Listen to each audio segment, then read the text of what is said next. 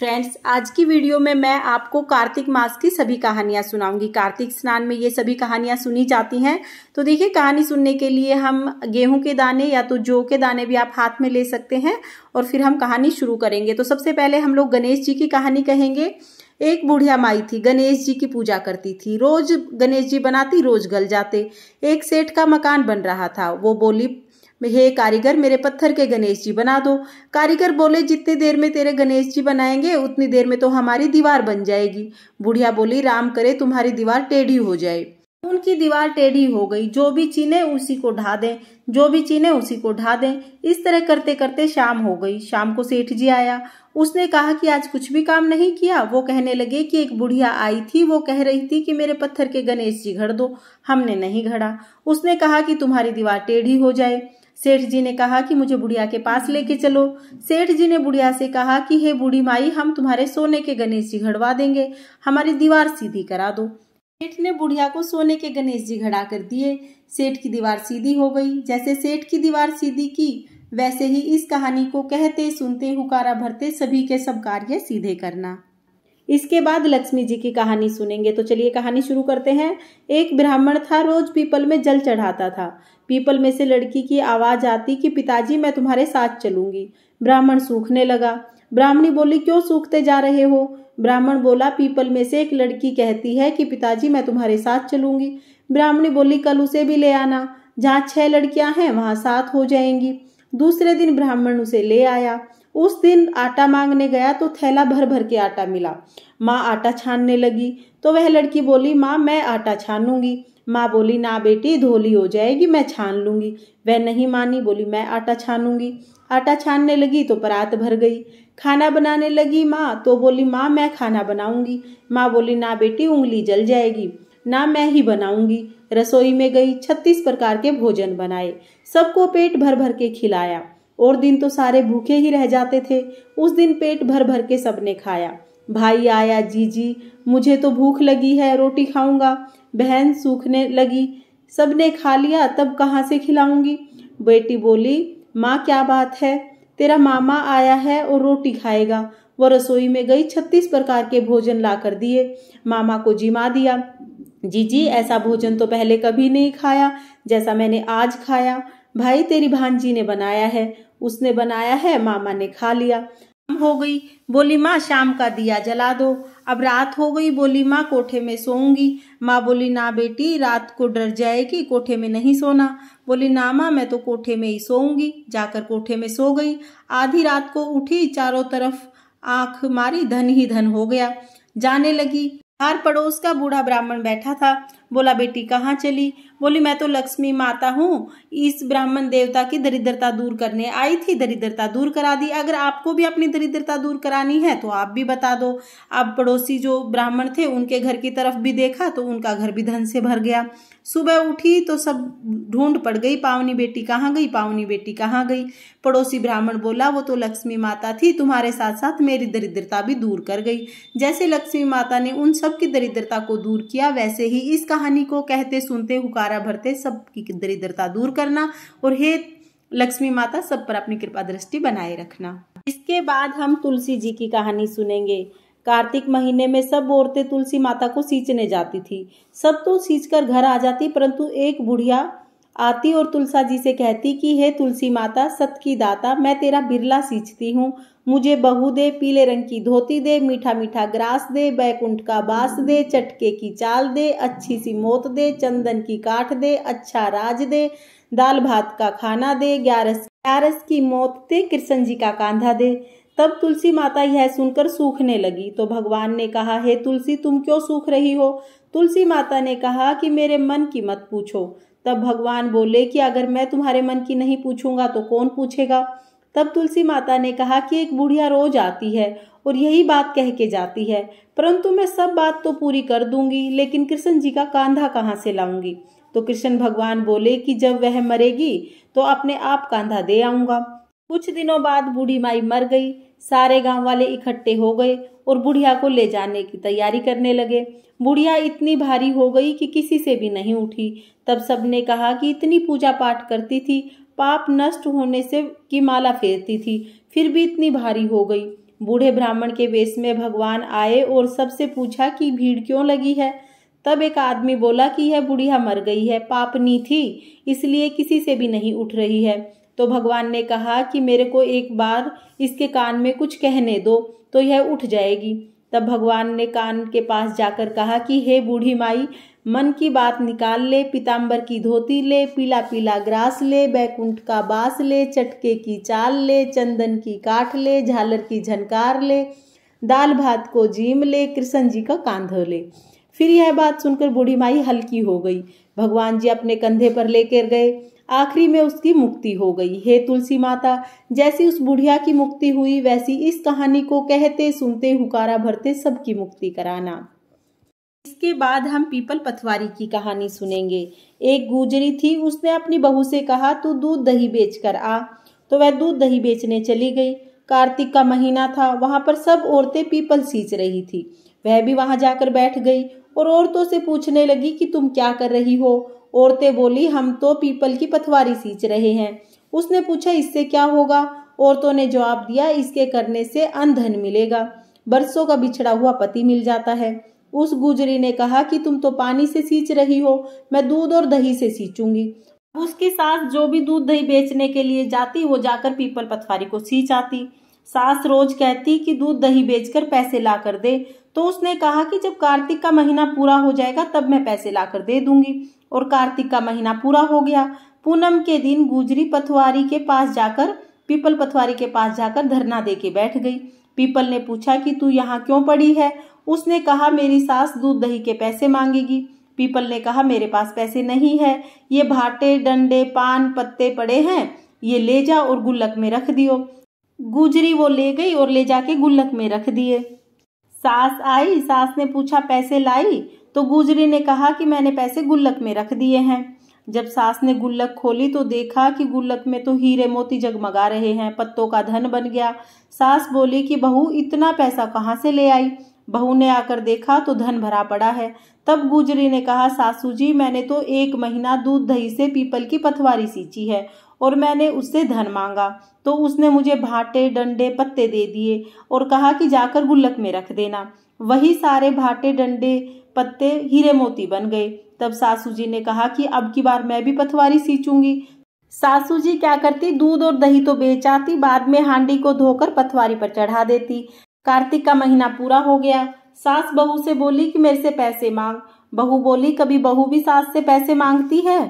तो सास बोली कि नहीं तू मेरे से पैसे मांग। तो बहू ने सास से दूध दही के पैसे मांगे। तो सासू जी पीपल पथवारी पर जाकर धरना देकर बैठ गई।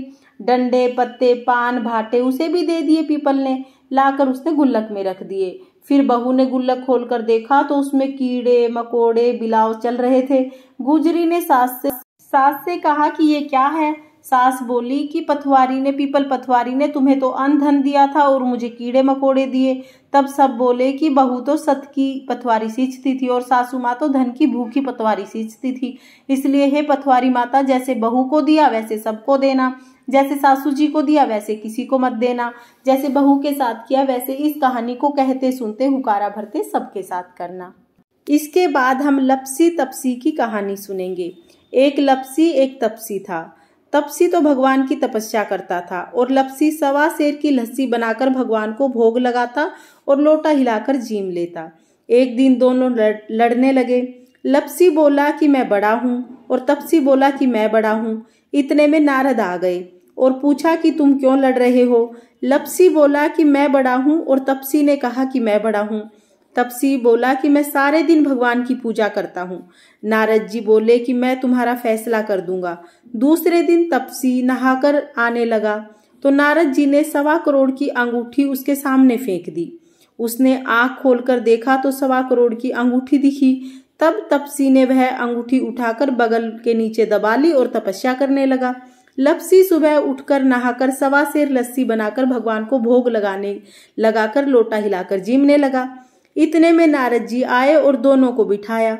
तब दोनों से बोले कि बड़ा कौन है। तब तपसी ने कहा कि मैं बड़ा हूँ। नारद जी बोले तू गोडा उठा।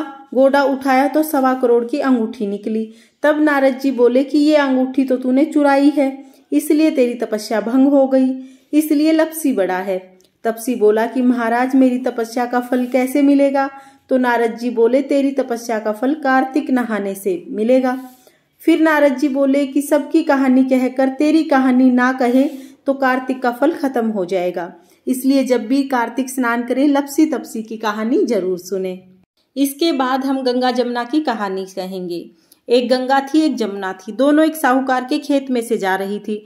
जमुना ने साहूकार के खेत से 13 दाने जौ के तोड़ लिए। गंगा बोली कि बहन ये तो तुझे ग्रहण लग गया, तूने चोरी कर ली। तब जमुना बोली कि बहन मैं इससे कैसे मुक्ति पाऊंगी, मेरे पाप का छुटकारा कैसे होगा? तो गंगा ने कहा कि 12 वर्ष तक तुझे साहूकार के घर नौकरी करनी पड़ेगी, तब तेरा ग्रहण उतरेगा।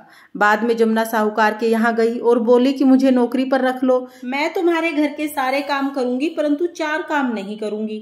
एक तो झूठे बर्तन नहीं मांजूंगी, झाड़ू नहीं लगाऊंगी, बिस्तर नहीं बिछाऊंगी और दिया नहीं जलाऊंगी। फिर साहूकार ने उन्हें काम पर रख लिया। 12 वर्ष के बाद कुंभ का मेला आया, तब साहूकारनी कुंभ के मेले में जाने लगी। तो जमुना जी ने कहा कि एक सोने का टका ले जाओ और मेरी बहन गंगा को दे देना, यह कह देना कि तेरी बहन जमुना ने भेजा है, वह अपने गोरे गोरे हाथों में हरी हरी चूड़ी पहन ले। साहूकारनी ने सोने का टका गंगा जी को दे दिया और जमुना की सारी बात बताई। जब गंगा जी बोली कि जमुना से कह देना कि उसके 12 वर्ष पूरे हो गए हैं, अब वो यहाँ आ जाए। साहूकारनी घर गई तो जमुना पानी भर रही थी। साहूकारनी ने जमुना से कहा कि तुम्हारी बहन गंगा ने कहा है कि तुम्हारे 12 वर्ष पूरे हो गए हैं, अब तुम यहाँ आ जाओ। यह सुनते ही जमुना सहस्त्र धारा में बहने लगी। साहूकार साहूकारनी दोनों मोधे मुंह पड़ गए, बोले कि हमने तो जमुना जी से काम करा लिया, हमें तो बहुत भारी पाप चढ़ गया। जमुना जी गंगा माता के पास गई तो गंगा माता जमुना से बोली कि तू साहूकार साहूकारनी को कुछ धैर्य बंधा के आई या नहीं? तब जमुना जी बोली कि मैं तो कुछ भी नहीं कह के आई। गंगा जी बोली उनके पास जा और धीरज बंधा के आ, नहीं तो उनको संतोष नहीं होगा। तब जमुना जी साहूकार साहूकारनी के सौपन में आई और बोली कि उठो, मैं जमुना जी हूँ, उल्टे माथे क्यों पड़े हो, तुम तो उठकर खाओ पियो। तब वह बोले कि हम कैसे उठे, हमें तो ग्रहण लग गया, हमने तुमसे अपना सारा काम करवा लिया। तब जमुना जी बोली कि तुम्हें ग्रहण नहीं लगा है, मैं तो अपना ग्रहण उतार रही थी। जब मैं तुम्हारे खेत से जा रही थी तो मैंने 13 दाने गेहूं के जौ के तोड़ लिए थे, इसलिए मेरा ग्रहण था और ये 12 वर्ष काम करके मेरा ग्रहण पूरा हो गया है, अब मैं ग्रहण से मुक्त हो गई हूँ। उन्होंने उठकर देखा तो सारे घर में धन ही धन हो गया। हे गंगा जमुना माता, जैसे साहूकार साहूकारनी को दर्शन दिए उनकी मुक्ति करी, वैसे ही इस कहानी को कहते सुनते हुकारा भरते सब पर अपनी कृपा दृष्टि बनाए रखना। इसके बाद हम कार्तिक की कहानी सुनेंगे। एक बुढ़िया कार्तिक के व्रत करती थी। उसके लिए कृष्ण भगवान खिचड़ी का बेला रख के जाते थे। बुढ़िया खिचड़ी खाती और अपना व्रत खोल लेती। पड़ोसन यह देखकर बहुत जलती थी कि इसका कोई भी नहीं है, फिर भी इसको खिचड़ी खाने को मिल जाती है। एक दिन बुढ़िया कार्तिक नहाने गंगा जी चली गई। भगवान आए, खिचड़ी का बेला मकान में रख गए। पड़ोसन ने खिचड़ी का बेला उठाकर मकान के पिछवाड़े फेंक दिया। बुढ़िया आई तो खिचड़ी का बेला दिखाई नहीं दिया। उसने सारे में ढूंढा लेकिन खिचड़ी का बेला नहीं मिला। वह भूखी रही और कहने लगी कि कहाँ गई मेरी खिचड़ी, कहाँ गया मेरा बेला। पिछवाड़े में उस खिचड़ी के 2 फूल बन गए। राजा आया और फूल तोड़कर ले गया। दोनों फूल रानी ने सूंघे तो रानी को गर्भ रह गया। राजा रानी की कोई संतान नहीं थी। फूल सूंघने से रानी को 2 लड़के पैदा हो गए। लड़के बड़े होने लगे लेकिन वो किसी से भी बात नहीं करते थे, बोलते बिल्कुल भी नहीं थे। दोनों लड़के शिकार खेलने जाते, रास्ते में बुढ़िया मिलती। बुढ़िया कहती कहाँ गई मेरी खिचड़ी, कहाँ गया मेरा बेला। लड़के कहते हम ही तेरी खिचड़ी, हम ही तेरा बेला। जब भी लड़के शिकार खेलने जाते बुढ़िया यही कहती और लड़के यही जवाब देते। राजा को पता चला। राजा ने बुढ़िया को बुलाया और कहा कि हमसे तो ये बात नहीं करते, तुमसे कैसे बोलते हैं। बुढ़िया ने कहा कि मुझे नहीं पता, मैं तो कार्तिक के व्रत करती थी। कृष्ण भगवान खिचड़ी देकर जाते थे। एक दिन मुझे खिचड़ी नहीं मिली, तब से ही मैं कहती हूँ कि कहाँ गई मेरी खिचड़ी, कहाँ गई मेरा बेला। तब लड़के बोले कि तुम्हारी खिचड़ी पड़ोसन ने फेंक दी थी और उसके 2 फूल बन गए। फूल राजा तोड़ कर ले गया, उससे हम लड़के पैदा हो गए। हमें तो भगवान ने बुढ़िया के लिए भेजा है। तब राजा ने बुढ़िया को अपने महल में ही रख लिया। हे कृष्ण जी महाराज, जैसे आपने बुढ़िया पर अपनी कृपा दृष्टि बनाई, वैसे ही इस कहानी को कहते सुनते पुकारा भरते सब पर अपनी कृपा दृष्टि बनाए रखना। इसके बाद हम सीता माता की नित्य नेम की कहानी सुनेंगे। तो चलिए कहानी शुरू करते हैं। राम आए लक्ष्मण आए, देश के पुजारी आए, नित नेम का नेम लाए, आओ राम बैठो राम, माखन मिश्री खाओ राम, दूध पतासा पियो राम, सूत के पलड़े पाठो राम, साल दुसाला ओढ़ो राम, राम संवारे सबके काम, खाली घर भंडार भरेंगे, सबका बेड़ा पार करेंगे, राम राम जय श्री राम, जय जय राम जय श्री राम। सीता माता कहानी कहा करती थी, श्री रामचंद्र जी कहानी सुनते। एक दिन भगवान रामचंद्र जी को किसी काम से बाहर जाना पड़ा। माता सीता कहने लगी कि भगवान आप जा रहे हो, मेरी कहानी कौन सुनेगा? मेरा तो 12 वर्ष का नित नेम है, मैं अपनी कहानी किसे सुनाऊंगी? भगवान बोले ऐसा करियो, कुएं की पाल पर जाकर बैठ जाइयो, औरतें पानी भरने आएंगी, तेरी कहानी सुन लेंगी। बोली अच्छा। सीता माता कुएं पर जाकर बैठ गई। एक बहू आई, रेशम जरी की साड़ी पहन रखी थी और सोने का घड़ा ले रखा था। सीता मैया बोली बहन, मेरा 12 बरस का नित नेम की कहानी का नियम है, तुम मेरी कहानी सुन लो। बहू बोली मैं तेरा 12 वर्ष का नियम सुनूंगी तो मुझे देर हो जाएगी, घर में जाकर सास लड़ेगी। कहानी नहीं सुनी, घर गई तो देखा कि रेशम की साड़ी फट गई, सोने का घड़ा मिट्टी का हो गया। सासू बोली बहू किसका दोष अपने सिर लेके आई है? बहू बोली सासू जी दोष क्या, कुएं पर एक औरत बैठी थी और कह रही थी कि मेरी कहानी सुन ले, मैंने कहानी नहीं सुनी। अगले दिन सास बोली कि मैं जाऊंगी। सास वही साड़ी पहन कर गई, वही घड़ा लेकर गई। सीता माता बैठी थी, उन्होंने कहा मेरी कहानी सुन लो बहन। सास बोली कहानी सुनाओ बहन, एक नहीं मैं तुम्हारी 4-4 कहानी सुनूंगी। ने कहानी कही, राम आए लक्ष्मण आए, देश के पुजारी आए, नित नेम का नियम लाए, आओ राम बैठो राम, तपी रसोई जीमो राम, माखन मिश्री खाओ राम, दूध पतासा पियो राम, सूत के पलड़े पाठो राम, शाल दुसाला ओढ़ो राम, शाल दुसाला ओढ़ो राम, जब बोलू तब राम ही राम, राम सवारे सबके काम, खाली घर भंडार भरेंगे, सबका बेड़ा पार करेंगे, जय जय राम जय श्री राम, जय जय राम जय श्री राम। बुढ़िया बोली बहन कहानी तो बहुत अच्छी लगी। घर गई, रेशम जरी की साड़ी फिर से रेशम की हो गई, सोने का घड़ा फिर से सोने का हो गया। बहू बोली कि सासू जी तुम कैसे आई? सास बोली तू तो दोष लगा कर लाई थी, मैं तो दोष उतार के आई हूँ। बहू ने पूछा कि वो कौन थी? सास बोली वो सीता माता थी, पुराने से नया कर देती हैं, खाली भंडार भर देती हैं, लक्ष्मी जी का वास देती हैं और जो भी इच्छा मन में हो वो पूरी कर देती हैं। बहू ने कहा अच्छा सासू जी, ऐसी कहानी तो मुझे भी सुनाओ। सास बोली ले भाई तू भी सुन ले। फिर से वही कहानी कही, राम आए लक्ष्मण आए, देश के पुजारी आए। बहू कहने लगी सासू जी कहानी तो बहुत अच्छी लगी। सासू जी बोली बहू रोज ये कहानी कहा करेंगे। अब सास बहू नहाती, पूजा पाठ करती, नित नियम की सीता माता की कहानी सुनती। एक दिन उनकी पड़ोसन आई, बहन जरा आँच दे दे। वह कहने लगी अभी हमने आँच नहीं बनाई है। पड़ोसन बोली कि तुम 4 बजे की उठी हुई हो, तुमने अभी तक आँच नहीं बनाई है? वे बोली हम नहा धोकर पूजा पाठ करते हैं और नित नियम की कहानी सुनते हैं। वह बोली कि इससे क्या होगा? सास ने बताया सीता माता की कहानी सुनने से अटूट भंडार भर जाते हैं, बिगड़े काम बन जाते हैं। पड़ोसन बोली बहन ऐसी बात है तो मुझे भी कहानी सुना दे। वह बोली बहन तू भी कहानी सुन ले। फिर वही कहानी कही, राम आए लक्ष्मण आए, देश के पुजारी आए। पड़ोसन कहने लगी बहन तुम्हारी कहानी तो बहुत अच्छी है। अब वह पड़ोसन भी नित नियम सीता माता की कहानी कहने लगी। सीता माता ने उसके भी खाली भंडार भर दिए। हे सीता माता, जैसी उन सब के भंडार आपने भरे, उसी तरह से इस कहानी को कहते सुनते हुकारा भरते सभी के खाली भंडार भरना। जय जय राम जय श्री राम। इसके बाद हम 8वां वार की कहानी सुनेंगे। एक माँ बेटा था। माँ गंगा जी नहाने गई तो बहू से कह गई कि मेरे बेटे को रोज रोटी दे देना। उसने कहा ठीक है दे दूंगी। सुबह बेटा बोला माँ रोटी दो। बहू बोली ना माँ है ना रोटी, कमा के लाओ तभी रोटी दूंगी। वह बोला भगवान मैं तो कमाना ना जानूं। लेकिन बहू नहीं मानी। उसने कहा अच्छा तो 4 रोटी आम का अचार दे दो। बहू ने बनाकर दे दी। वह रोटी लेकर कुएं की पाल पर जाकर बैठ गया और कहने लगा राम कमानो ना जानू। भगवान ब्राह्मण का वेश बनाकर आए। बोले कि तुम ऐसे उदास क्यों बैठे हो? वो बोला कि मेरी पत्नी ने कहा है कि कमा के लाओ तभी रोटी मिलेगी, मैं तो कमाना नहीं जानता।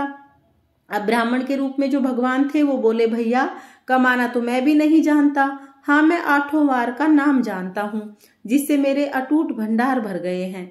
चावल के दाने और पानी की घंटी ले लो, ढके बर्तनों को उघाड़ दो, ओंधों को सीधा कर दो। ब्राह्मण ने कही, उसने सुनी। इतवार, सोमवार, मंगलवार, बुधवार, बृहस्पतिवार, शुक्रवार, शनिवार, 8 वारों का आसरा, भरियो पियर सासरा, अटूट भंडार भर गए। घर पहुंचा तो बीवी बोली, क्या लाए? उसने कहा, 8 वारों का नाम लेके आया हूँ। बीवी ने सोचा, चलो कुछ तो लाया। चावल के दाने और पानी की घंटी ले आ, ओंधों को सीधा कर दे, ढकों को उघाड़ दे। उसने ऐसा ही कहा। उसने कहानी कही। इतवार, सोमवार, मंगलवार, बुधवार, बृहस्पतिवार, शुक्रवार, शनिवार, 8 वारों का आसरा, भरियो पियर सासरा, अटूट भंडार भरते चले गए। बहू से बोला कि मैं अपनी बेटी के घर जा रहा हूँ। फटे हुए कपड़े पहनकर बेटी के घर चला गया। बच्चे बोले, नाना आए, नाना आए। बेटी बोली, कैसे वेश में आए हैं? बच्चे बोले कि मैले कुचैले कपड़े पहने हैं। बेटी बोली, क्या आए हैं? 2-3 दिन रोटी तोड़ेंगे। 6 गरीबी सब कुछ कहलवा देती है। बेटी से कहा, बेटी 8 वारों की मेरी कहानी सुन ले। उसने कहा, पिताजी मेरा मुंह झूठा है। उसके पिताजी भूखे ही सो गए। अगले दिन बेटी को तरस आ गया, बोली, पिताजी सुनाओ, मैं तुम्हारी कहानी सुनूंगी। पिताजी ने कहा, चावल के दाने ले आओ, 1 घंटी पानी ले आओ, ढकों को उघाड़ दो, ओंधों को सीधा कर दो। पिता ने कही, बेटी ने सुनी। इतवार, सोमवार, मंगलवार, बुधवार, बृहस्पतिवार, शुक्रवार, शनिवार, 8 वारों का आसरा, भरियो पीहर सासरा, अटूट भंडार होते चले गए। बेटी भर भर के बोइये बांटने लगी। पड़ोसन ने कहा, तुम तो कह रही थी कि तेरा बापू कुछ नहीं लेके आया, फिर ये भर भर के बोइये कैसे बांट रही हो? बेटी ने उत्तर दिया, मेरे बापू तो खाली हाथ आए थे और 8 वारों की कहानी का फल देके गए हैं। पड़ोसन बोली, अपने बापू को कहना कि हमें भी कहानी सुना दे। उसने पिताजी से कहा। तब वह बोला, आज तो मेरा मुंह झूठा है, कल सुना दूंगा। अगले दिन उसने पड़ोसन को भी 8 वार की कहानी सुनाई। पड़ोसन के भी भंडार भर गए। जिस तरह से ब्राह्मण देवता की 8 वारों की कहानी सुनने से सभी के खाली भंडार भर गए, उसी तरह से इस कहानी को कहने सुनने वालों के खाली भंडार भर देना। इसके बाद हम इल्ली घुन की कहानी सुनेंगे। एक इल्ली थी, एक घुन था। इल्ली बोली, आओ घुन, कार्तिक नहाएंगे। घुन बोला, तू ही नहा ले, मैं तो हरे हरे बाजरे का सिट्टा खाऊंगा और ठंडा पानी पीऊंगा। बाद में इल्ली तो राजा की लड़की के पल्ले लगकर चली गई और घुन नहीं नहाया। कार्तिक उतरते ही दोनों मर गए। बाद में इल्ली ने कार्तिक नहाने के कारण राजा के घर बेटी के रूप में जन्म लिया और घुन राजा के घर गधा बना। जब बेटी का विवाह का साया निकलवाया तो बेटी का विवाह निकल गया और शादी हो गई। जब विदा होने लगी तो बेटी ने बैलगाड़ी रुकवा दी। राजा रानी बोले कि बैलगाड़ी क्यों रुक गई, तुझे क्या चाहिए है, मांग ले। तब लड़की बोली कि मुझे ये गधा चाहिए। तो वह बोले कि यह क्या मांगा, धन ले जा, दौलत ले जा, कुछ भी ले जा, परंतु वह नहीं मानी और बोली कि मुझे तो गधा ही चाहिए। गधा फुदक फुदक कर भागने लगा। जब वह महल जाने लगी तो सीढ़ी के नीचे गधे को बांध दिया। जब सीढ़ी उतरने लगी तो गधे ने कहा, हे सुंदरी, हे लड़की, थोड़ा पानी पिला दो। उसने कहा कि मैंने कहा था कार्तिक नहा ले, तब तो तुमने कहा कि मैं हरा हरा बाजरे का सिट्टा खाऊंगा, ठंडा ठंडा पानी पीऊंगा। उनकी ये बात देवरानी जेठानी ने सुन ली। अब जेठानी ने अपने देवर को सिखा दिया, तू तो जादूगरनी ब्याह के लाया है जो जानवरों से बात करती है। तो वह बोला कि कानों सुनी तो मैं नहीं मानूंगा, आंखों देखी मानूंगा। दूसरे दिन वो छुप कर बैठ गया और देखा कि रानी महल से नीचे उतरी तो गधा फिर वही बोला और रानी ने फिर वही जवाब दिया। तब वह तलवार निकाल के खड़ा हो गया, बोला कि तू जानवरों से बात करती है, तू बता, नहीं तो मैं तलवार मार दूंगा। तब रानी ने कहा कि औरत का भेद मत खोलो। तब राजा बोले कि मैं भेद खोलूंगा। तब रानी ने कहा कि पिछले जन्म में मैं इल्ली थी और यह घुन था। तब मैंने इसको कहा था कि कार्तिक नहा ले, यह नहीं नहाया इसलिए गधा बन गया और मैं राजा की लड़की के पल्ले लगकर कार्तिक नहा के आई तो राजा की बेटी बनी, इसलिए मैं पिछले जन्म की बात कर रही थी। यह बात सुनकर राजा ने कहा कि क्या कार्तिक नहाने का इतना फल मिलता है? रानी ने कहा कि कार्तिक नहाने से मैं आपके घर राजपाट कर रही हूँ। तब राजा ने कहा कि इतना फल है तो हम भी कार्तिक नहाएंगे और बहुत दान पुण्य करेंगे, जिससे आगे हमें और भी ज्यादा सुख मिले। दोनों कार्तिक नहाने लगे तो राजा के घर में बहुत धन संपत्ति हो गई। हे कार्तिक महाराज, जैसे इल्ली को सुख दिया वैसा सबको देना, जैसे घुन को दिया वैसे किसी को मत देना। अब हम लोग नगर बसेरे की कहानी सुनेंगे। एक जाट था, एक भाट था। दोनों गहरे दोस्त थे। जाट चला अपनी बहन के, भाट चला सासरे। रास्ते में कुएं की पाल पर दोनों बैठ गए। जाट बोला, नगर बसेरा कर ले। भाट बोला कि मैं तो ससुराल जा रहा हूँ, खूब खातिर होगी, सो तू ही कर ले। जाट कुएं की पाल पर बैठकर पानी की घंटी और चावल के दाने हाथ में लेकर नगर बसेरा करने लगा और बोला, नगर बसेरा जो करे सोमल धोवे पाँव, ताता मांडा ताप सी देगी मेरी माए, माँ देना माँव सी द्वारका का नाथ, मीठा मीठा ग्रास वृंदावन का वास, 5 कुलडी छठी रास मेरा जबड़ा कृष्ण जी के पास, डालू पानी हो जावे घी झट से निकल जावे मेरा जी। कर करा के चल पड़ा। जाट की बहन ने घी बूरा जिमाकर अपने भाई की खूब खातिर की। भाट पहुंचा ससुराल में तो आग लगी मिली। बुझाते बुझाते राख उठाते उठाते पूरा मुंह काला हो गया, मुंह भी काला हो गया, रोटी पानी भी नहीं मिले। पड़ोसन आई, बोली जमाई आया, उसकी तो पूछ कर लो। सास बोली क्या करूं, मेरा झोपड़ा जल गया। पड़ोसन ने एक रोटी और छाछ दे दी, उसने खा ली। शाम को दोनों रास्ते में फिर मिले। दोनों बोले कि बता क्या बात, कैसी खातिर हुई। भाट बोला मेरी ससुराल में तो आग लग गई, बुझाते बुझाते सारे हाथ और मुंह काला हो गया, रोटी भी नहीं मिली। जाट बोला मैंने कहा था ना नगर बसेरा कर ले, आजा अब भी कर ले। भाट बोला नहीं, तेरी तो माँ सी है, पता नहीं रोटी देगी या नहीं देगी, मेरी तो माँ है कि छूछली चूरमा की पेड़ी धरी पावेगी। भाट ने नहीं किया, जाट ने नगर बसेरा किया। नगर बसेरा जो करे सोमल धोवे पाँव, ताता मांडा ताप सी देगी मेरी माए, माँ देना माँव सी द्वारका का नाथ, मीठा मीठा ग्रास वृंदावन का वास, 5 कुलडी छठी रास मेरा जबड़ा कृष्ण जी के पास, डालू पानी हो जावे घी झट से निकल जावे मेरा जी। कह के चल पड़ा। घर पहुंचते ही जाट की मौसी ने बहुत लाड़ चाव किया। भाट घर गया तो उसकी भैंस खो गई। बाप एक लाठी धरे एक उठावे, बोला कि ससुराल गया था तो आग लगी मिली, यहाँ आया तो भैंस खो दी, पहले भैंस खोज कर ला तभी रोटी पानी मिलेगा। सारा दिन हो गया ढूंढते ढूंढते पर भैंस नहीं मिली। बाजार में फिर दोनों मिले तो जाट ने पूछा क्या खबर है। भाट बोला घर आते ही मेरे बाप की भैंस खो गई, उसी दिन से भैंस ढूंढ रहा हूँ, रोटियों का तो ठिकाना ही नहीं है। जाट बोला मैंने कहा था ना नगर बसेरा कर ले। बोला ठीक है, अगर तेरे नगर बसेरे में इतना ही गुण है तो अब कर लेता हूँ। दोनों ने नगर बसेरा किया। नगर बसेरा करते ही भैंस मिल गई, घर लेके गया। बोली लड़के को आते ही निकाल दिया, सारे दिन का भूखा प्यासा है। उसको खूब अच्छी तरह से जिमाया और सारी नगरी में ढिंडोरा पिटवा दिया कि कोई भी कार्तिक में पीहर जाए आए या सासरे जाए आए तो नगर बसेरा जरूर करे। फ्रेंड्स, ये थी कार्तिक मास में सुनी जाने वाली सभी कहानियां जो मैंने आपको सुनाई। अगर आपको ये वीडियो पसंद आया हो और अगर ये वीडियो आपके लिए हेल्पफुल हो तो वीडियो को लाइक करना और मेरे चैनल माई पैसिफिक वर्ल्ड को सब्सक्राइब करना। देखने के लिए बहुत बहुत धन्यवाद। राधे राधे।